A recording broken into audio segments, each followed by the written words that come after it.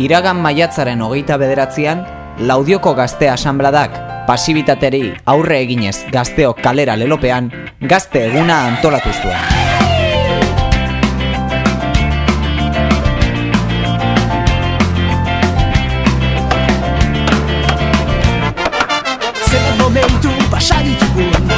Goizeko 11:00 aurrera eta eguerdiko bazkaria baino arinago, herriko plazan hainbat ekintzaz gozatzeko beta izan zuten bertara urreratu zirenek.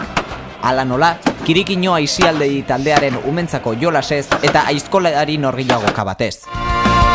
10 urtez, oztopo guztiei tinko aurrekinez. 10 urtez! Uste dugula, arazo nahiko larri bat daukagula herrian, kuadrilla gehienak lokalak dituzte eta lakoak, eta uste dugu ateok zurgatuta geratzen dutela lokaletan, eta eguna horretarako bat hauek kalera ateratzeko, animatzeko, eta beraiek ikusteko badaudela ekintza ezberdinak egiteko.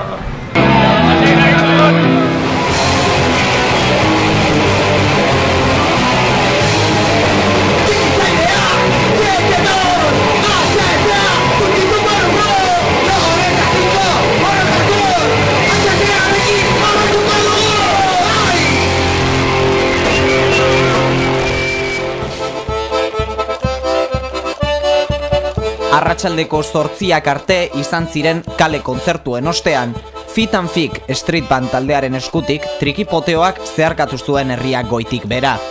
Ondoren, Zulotik atera Inurria kalera leloari jarraiki, dozenaka gaztek Laudioko kaleak hartu zituzten. Gazteguneko leloa Zulotik atera Inurriak lanera, da, Inurriak kalera barkatu, eta hori egin dugu, zuloak suposatzen da lokalak direla edo, eta bertatik gazteak ateratzeko, Inurriak izango liratezke gazteak, eta kalera ateratzeko. Eta baita ere, badauka bigarren esan nahi bat, dela Zulotik atera lo. Lokal bizka jendea esnatzea eta...